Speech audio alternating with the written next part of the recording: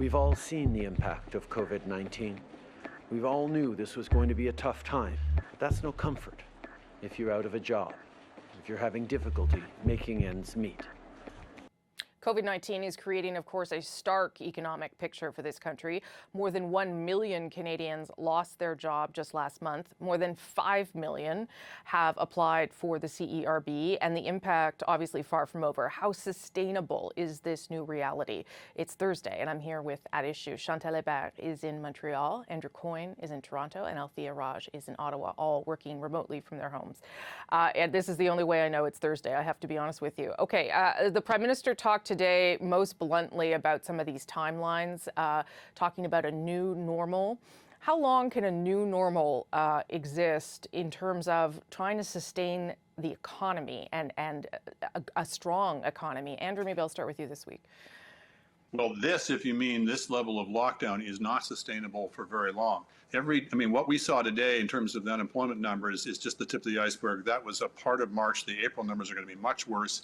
And every day this carries on, the joblessness is going to mount, the failing corporations are going to mount up, the debts to the public sector, to the provincial and particularly the federal government are going to mount, and just the human toll in terms of psychological consequences, people with mental health issues. It's not sustainable in the long run. The good news is, at least from the country's perspective, is that the rate of growth of the epidemic is slowing, and slowing quite markedly. That's a challenge for the government because they don't want people to look at that data and say, okay, now we can let down our guard, now we can ease off, now we can backslide. Yeah, and that's probably needed because a backslide, as you point out, Chantal, would probably be the worst thing for everybody. Yes, except that at some point, if you want out of this, and no, I don't think the current situation is sustainable for 18 to 24 months, and I don't think that is what governments have in mind in any way, shape, or form. But if you want to start getting out of it, Quebec, for instance, has been talking about restarting the economy. That's really hard to do in a serious fashion unless you reopen schools or you make childcare available again.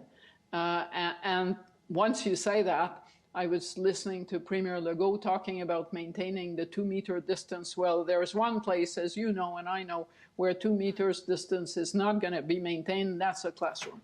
That's for sure. Althea, what do you make of how they're dealing with this in terms of the length we might be looking at? It was very interesting. Today, in speaking in French, the Prime Minister suggested that this could be the new normal for a year and a half. He didn't outline exactly what he meant by the new normal during that time frame, and I think that there will be a lot of filling in of the gaps in the days ahead in terms of kind of just leaving that comment hanging. Mm-hmm. I don't think that's sustainable. I mean, it's very interesting that now you're actually hearing different themes emerging from the provinces and the federal government. Like the provinces are distinct from each other in terms of like when we think we can get the economy rolling again. When you think that the business subsidy hasn't even been passed yet, and money certainly is not going out the door. Well, that brings up the wage subsidy. So it seems as though Parliament is now going to come back on Saturday. They've agreed to come back and look at that legislation. And the government says that this is sort of the biggest package, they say, in history, economic package in history. How important is that to shoring up businesses for the future of the economy, Andrew? Oh, it's vitally important. They've made that very clear. The business has. The idea being to try and keep people actually connected to their employers rather than drifting away from the firm and having to, find them and find new people all over again once the economy starts going again. So a lot of people have been of the view that even taking into account the potential for waste and fraud in that particular program, it's worth doing. But we don't need to jettison parliamentary or democratic procedures either. And some ingenuity and some willingness to establish new precedents. I think we should be able to find a way that we can still have parliamentary scrutiny of the government and ability for people to criticize the ministers of the day.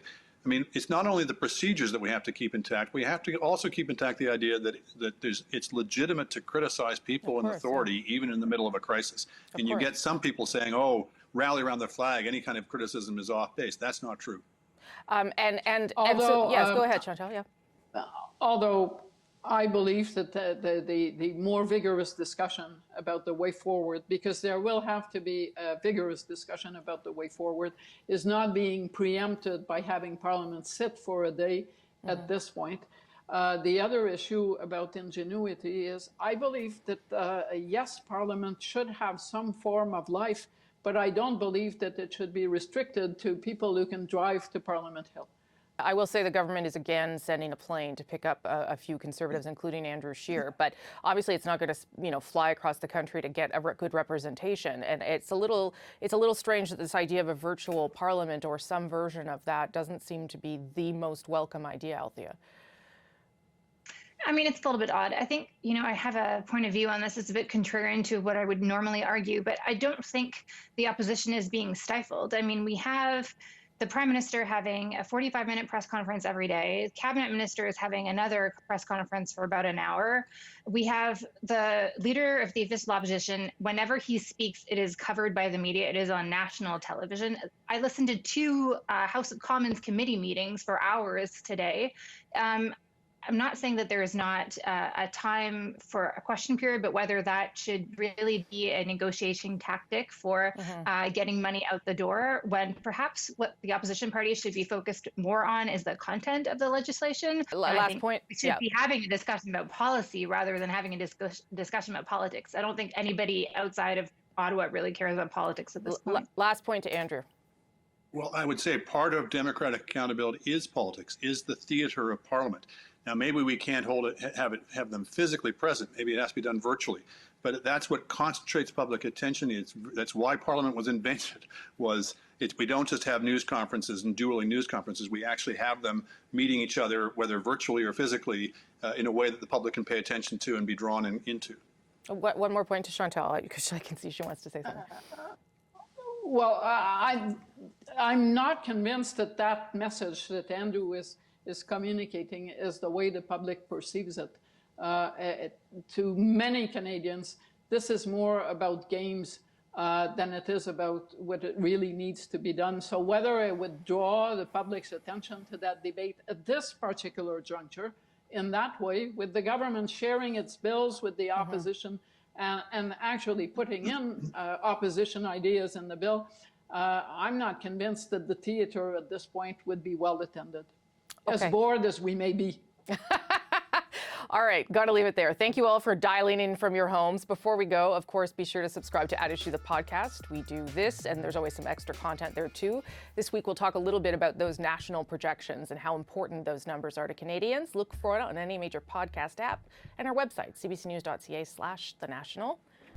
For now, though, back to Andrew in Toronto.